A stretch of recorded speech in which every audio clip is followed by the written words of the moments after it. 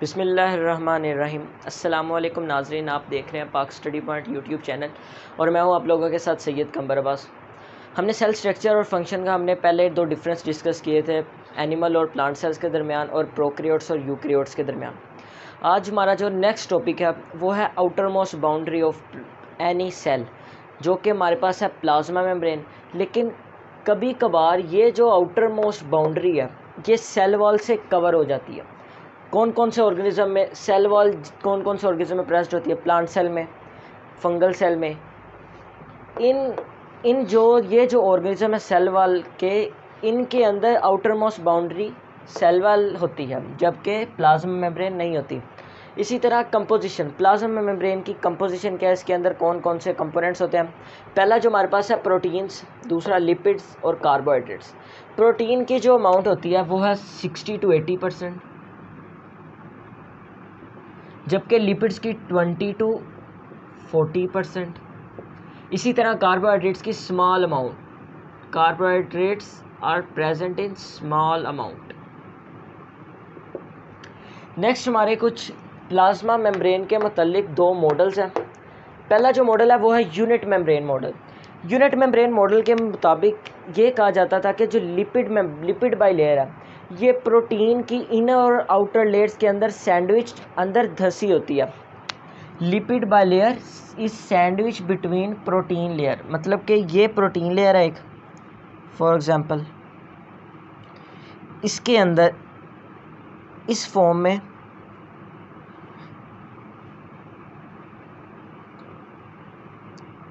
ये lipid by layer, इसी तरह नीचे एक लेयर और नीचे भी एक प्रोटीन की लेयर। ये जो लिपिड बाई लेयर है ये सैंडविच हुई होगी प्रोटीन की एक बाहर वाली और एक अंदर वाली लेयर के अंदर। ये जो यूनिट मेम्ब्रेन मॉडल था ये किसने प्रपोज किया? एक साइंटिस्ट था जे डेविड रॉबर्टसन। कब प्रपोज किया था? 1959 में। इसी तरह ये जो मॉडल था यूनिट मेम्ब्रेन मॉडल, ये कुछ सही सूट नहीं हुआ। इसी तरह फ्लूइड मोज़ेक मॉडल, एक और मॉडल प्रपोज किया गया about the structure of plasma membrane.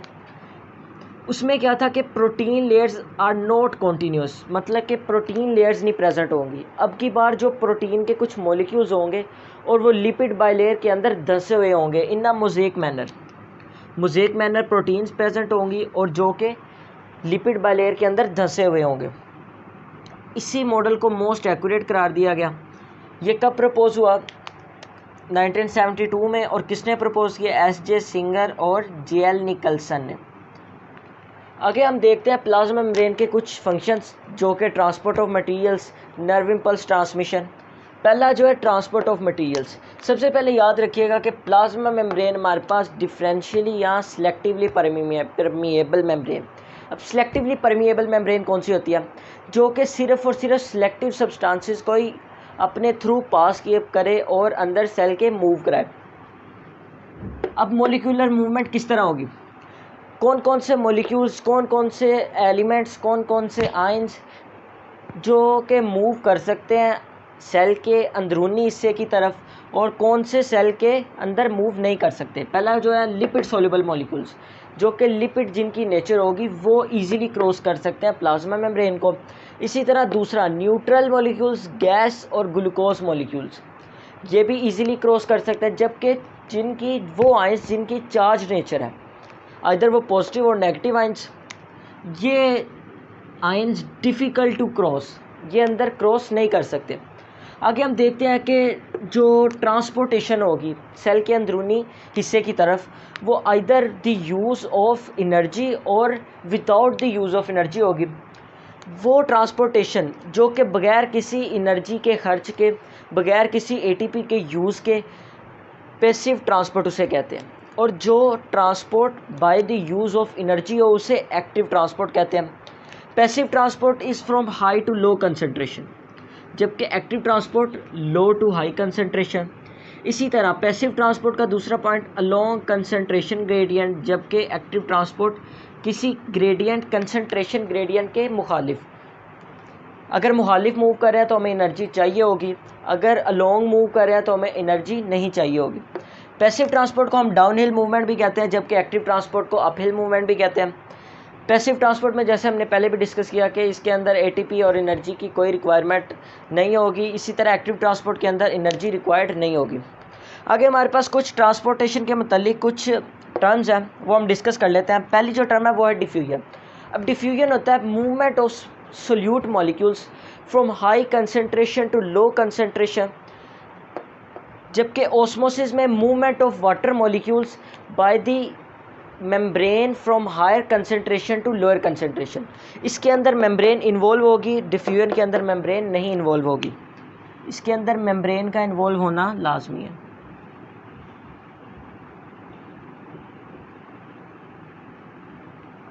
इसी तरह facilitated diffusion is defined as movement of molecules from higher concentration to lower concentration with the help of carrier proteins.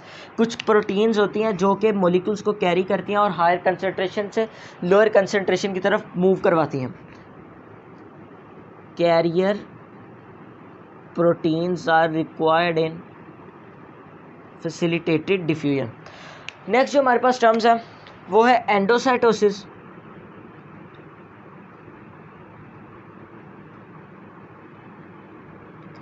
Endocytosis, endo कहते हैं अंदर और साइटो कहते हैं सेल। सेल के अंदर किसी चीज़ को मूव कराना, आइदर वो लिक्विड हो आइदर वो सॉलिड हो। अगर किसी लिक्विड चीज़ को मूव करा रहा है तो उसे हम पिनोसाइटोसिस कहेंगे। दो टाइप्स एंडोसाइटोसिस की, पिनोसाइटोसिस और दूसरी फेगोसाइटोसिस। पिनोसाइटोसिस लिक्विड को किसी को मूव करा रहे हैं, कोई लिक्विड मॉलिक्यूल को मूव करेंगे, जबकि फेगो किसी सॉलिड मॉलिक्यूल को। इसी तरह एंडो के उल्ट क्या होगा, एक्सोसाइटोसिस, जब हम किसी चीज़ को अंदरूनी हिस्से से बाहर प्लाज्मा मेम्ब्रेन आउटर इन्वायरमेंट में हम ट्रांसपोर्ट करेंगे, उससे हम एक्सोसाइटोसिस कह देंगे।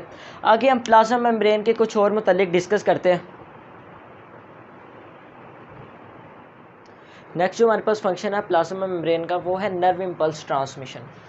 नर्व इम्पल्स ट्रांसमिशन ये जो है प्लाज्मा मेम्ब्रेन, ये कोऑर्डिनेशन, बॉडी में कोऑर्डिनेशन को कायम रखने के लिए, एक्सोन्स के दरमियान लिंक, एक्सोन्स का डेंड्राइट्स के दरमियान लिंक रखने के लिए प्लाज्मा मेम्ब्रेन जो है ये नर्व इम्पल्स को ट्रांसमिट करती है। अगर कोई सिग्नल है एक पार्ट, बॉडी के एक पार्ट से दूसरे पार्ट तक लेके जाना है तो उसको ट्रांसमिट करने में मदद फ्राहम करती है प्लाज्मा मेम्ब्रेन। आगे हम कुछ मॉलिक्यूल्स का फंक्शन डिस्कस करते हैं जो कि प्लाज्मा मेम्ब्रेन में प्रेजेंट होते हैं और उनका स्ट्रक्चर भी बनाते हैं।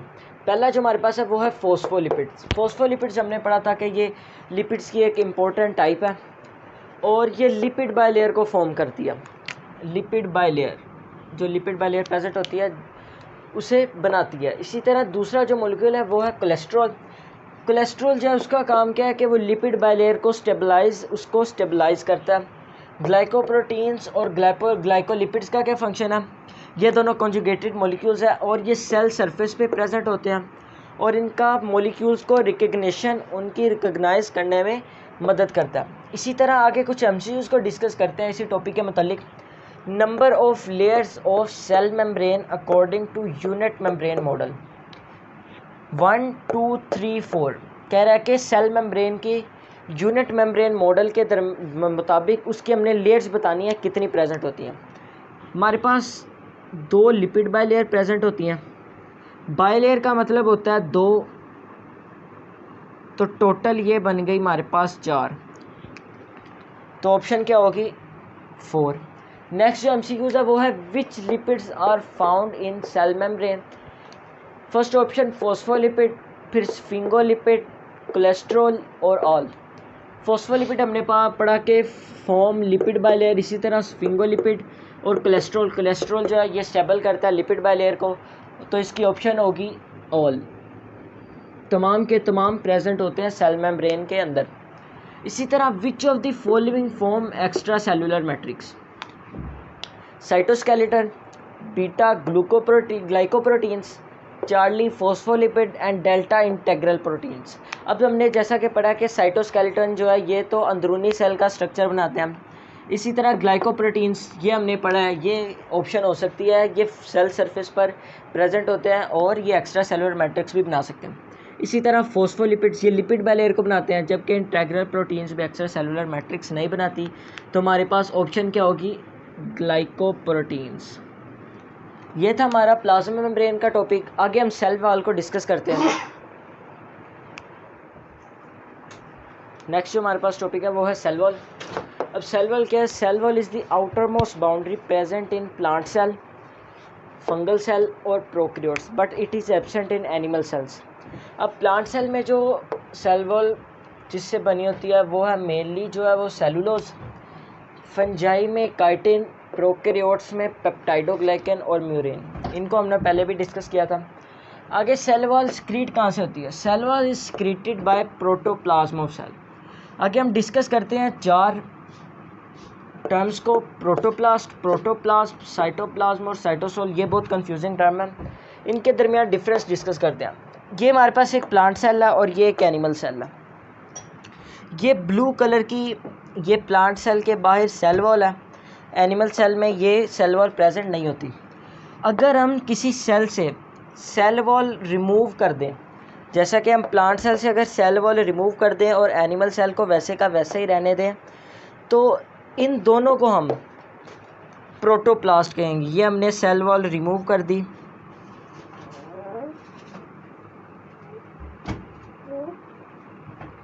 सेल मेम्ब्रेन वैसे की वैसी है। अब ये दोनों प्रोटोप्लास्ट हैं। अब आगे प्रोटोप्लाज्म क्या है, अगर हम प्रोटोप्लास्ट से, इसी प्रोटोप्लास्ट से अगर हम सेल मेम्ब्रेन रिमूव कर दें, हमने ये सेल मेम्ब्रेन भी रिमूव कर दी, एनिमल सेल से सेल मेम्ब्रेन, इसी तरह हमने एनिमल सेल से भी सेल मेम्ब्रेन को रिमूव कर दी। अब ये दोनों प्रोटोप्लाज्म है। अगर हम प्रोटोप्लाज्म से न्यूक्लियस रिमूव कर दें, ये न्यूक्लियस है, अगर न्यूक्लियस रिमूव कर दिया जाए तो उसे हम साइटोप्लाज्म कहेंगे। इसी तरह अगर हम साइटोप्लाज्म से ऑर्गेनेल्स रिमूव कर दें, ये हमारे पास गोल्जी अपरेटस और ये हमारे पास माइटोकॉन्ड्रिया, ये ऑर्गेनेल्स रिमूव कर दें तो बाकी जो हमारे पास लिक्विड मटेरियल बचेगा विदाउट सेल ऑर्गेनेल्स, उसे हम साइटोसोल कहेंगे। ये थे हमारे पास 4 टर्म्स। आगे हम डिस्कस करते हैं सेल वॉल की कुछ 3 लेयर्स के मुताबिक, वॉल्स के मुताबिक। सेल वॉल जो है इसकी थिकनेस वेरी करती है फ्रॉम सेल टू सेल।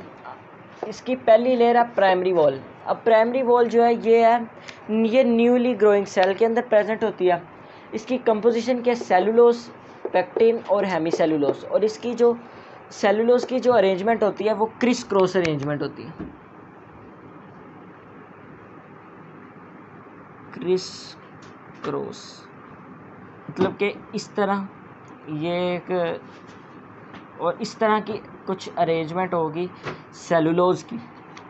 आगे मिडल लैमिला, मिडल लैमिला जो है ये प्राइमरी और सेकेंडरी वॉल के दरमियान एक लेयर होती है, कनेक्शन का काम करती है, उसे हम मिडल लैमिला कहते हैं। इसी तरह सेकेंडरी वॉल जो है ये थिक एंड रिजिड है ड्यू टू लिग्निन। लिग्निन एक हार्डी मटेरियल है, उसकी वजह से हम इसे थिक और रिजिड कहते हैं। इसकी कंपोजिशन क्या है, inorganic salts, silica, waxes, cutin और लिग्निन। ये था बच्चों हमारे पास सेल मेम्ब्रेन, और हमने ये कुछ टर्म्स को डिस्कस किया। सेल मेम्ब्रेन को हमने पहले डिस्कस कर लिया, सेल वॉल को हमने डिस्कस किया, ये कुछ टर्म्स, इंपॉर्टेंट टर्म्स को डिस्कस किया, प्राइमरी, मिडल लैमिला और सेकेंडरी वॉल को डिस्कस किया। आगे हम डिस्कस करेंगे साइटोप्लाज्म और फर्दर ऑर्गेनेल्स को। यहाँ तक का था हमारा आज टॉपिक। अपना बहुत सारा ख्याल रखिएगा, दुआ में याद रखिएगा। अल्लाह हाफिज़।